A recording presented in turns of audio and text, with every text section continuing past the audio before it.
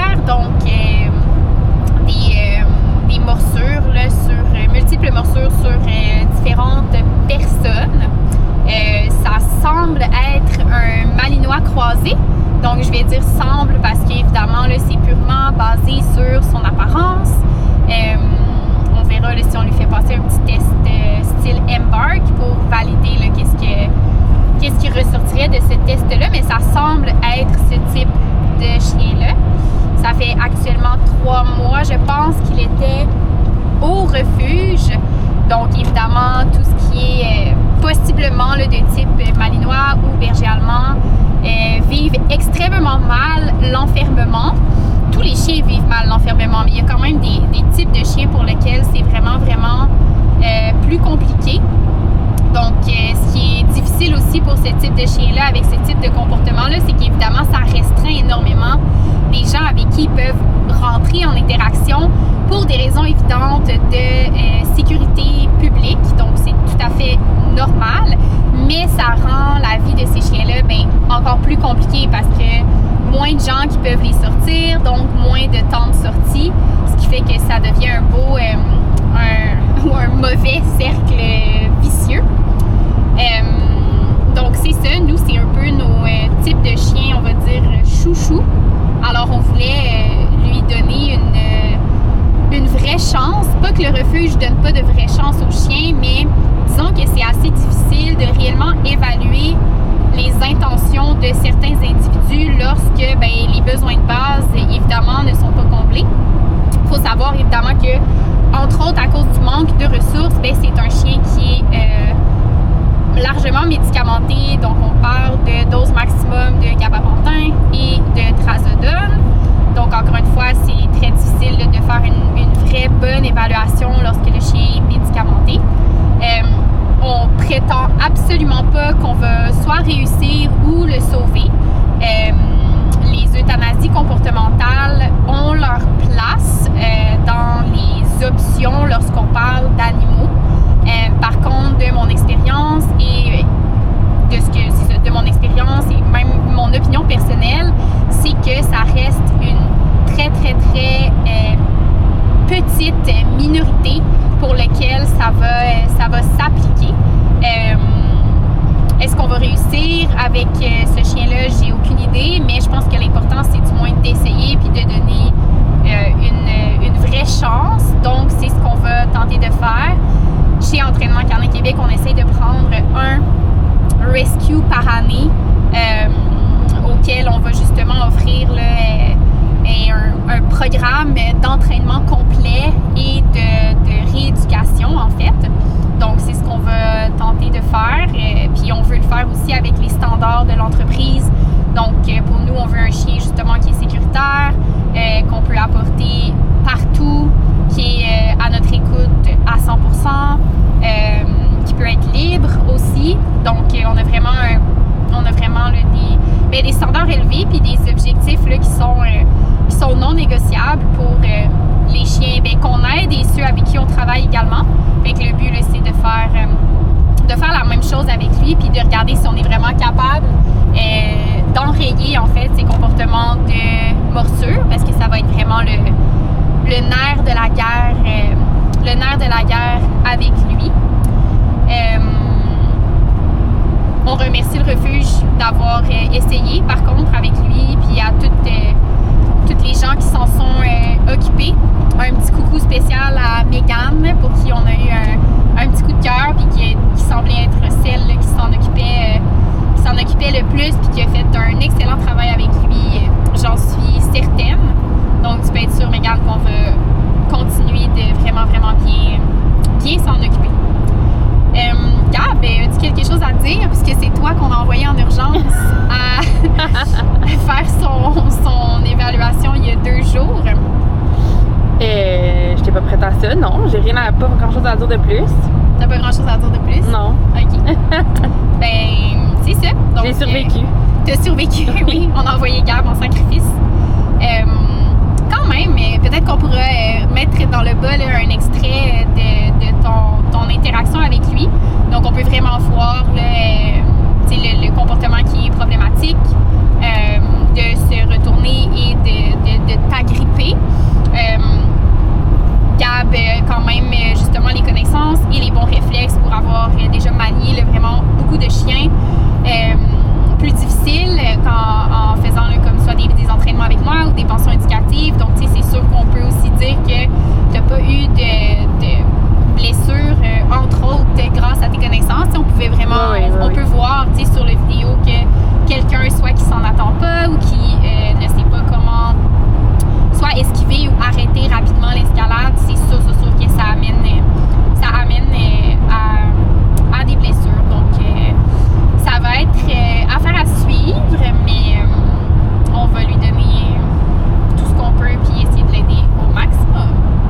C'est un nouveau départ.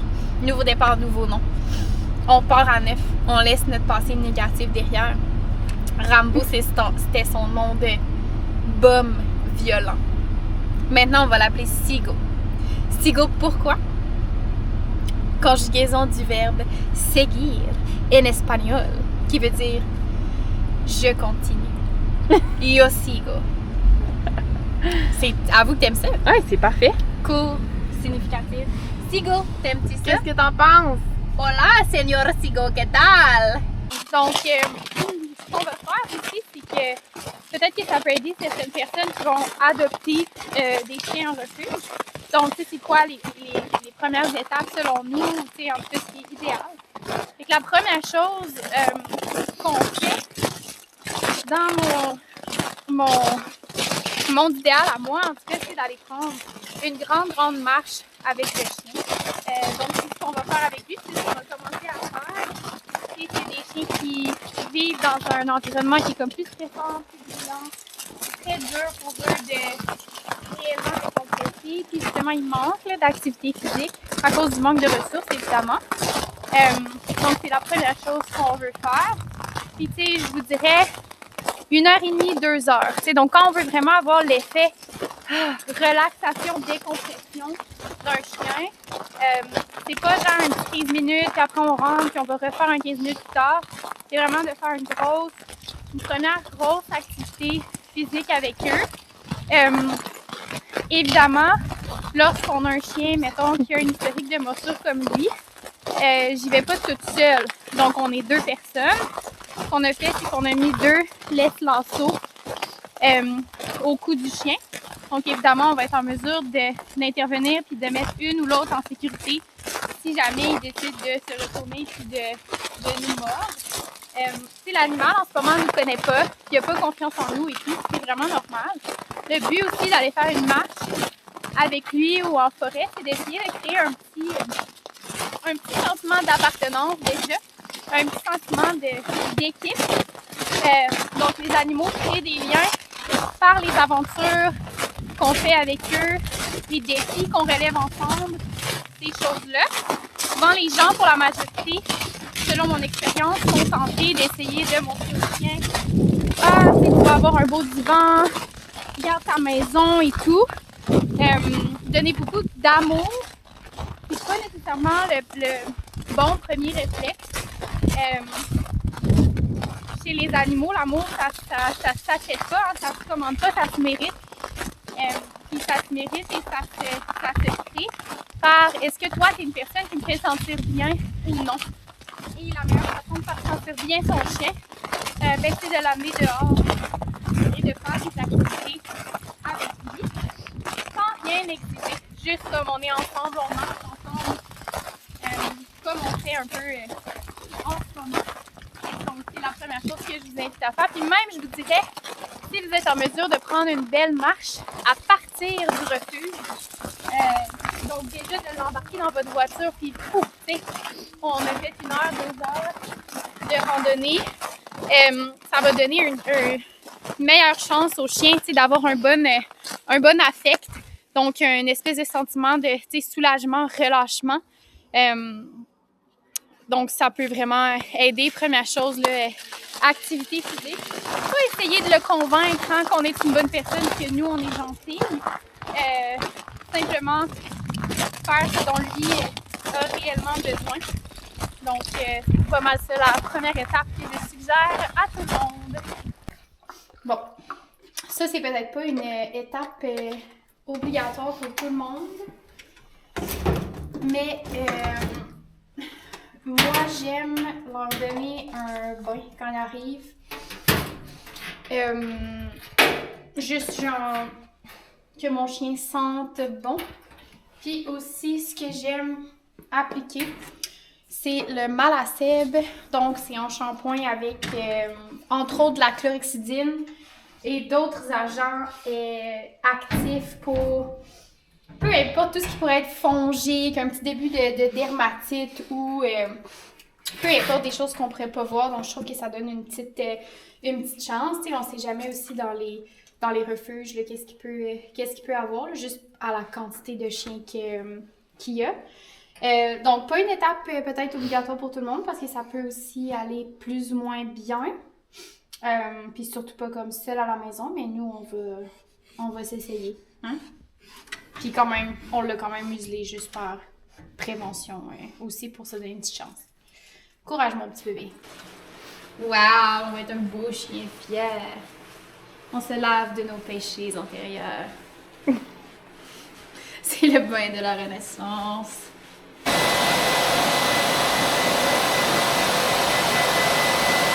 Yeah! Yeah! Oi! Oi! Woo! Nice! Ooh! Good job, baby! Ooh! Oi! Good! Ça va sortir la pêche. Yeah! Come on, come on! Come on, come on! Good boy! He's so proud! Yeah! There's just not more, Michael. Woo! Good boy! Séance de jeu post-bain. Good job! Good job! Wow! So good! Wow! Hey, hey, non! Non! Non! On va pas tenter. Non! Non! Non! On mange juste le jouet. Good. Non! On va pas de laisser. Yeah. Hey. Wait, non? Non. Attends que je te dise. Stop. Stop. Bon, attends.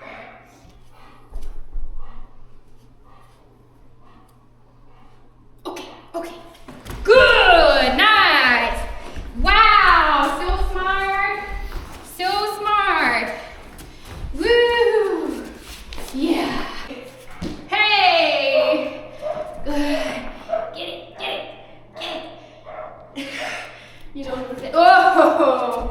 Wow! Good boy! There it is! Good job! Good job! Il a failli, là. Oui, hein? Ok. C'est normal, il sait pas, genre, quand je vais sécurité. Good boy. Good kid. Seagull? Done? Good. Done? Non. Done?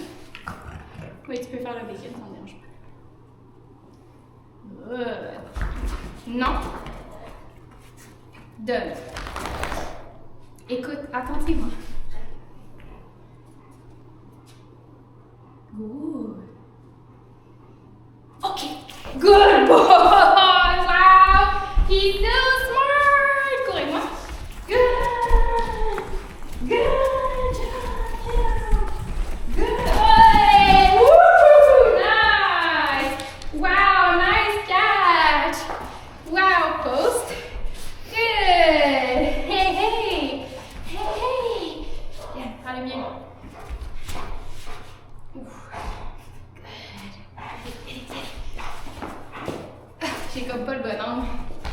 Good boy. Il est brûlé. Ouais, c'est pas grave. Là, je sais. Sigo. Assis.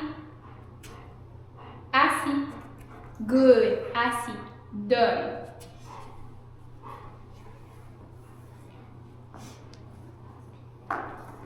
Good. Done. Okay. Good. Very nice. Super. Ouais.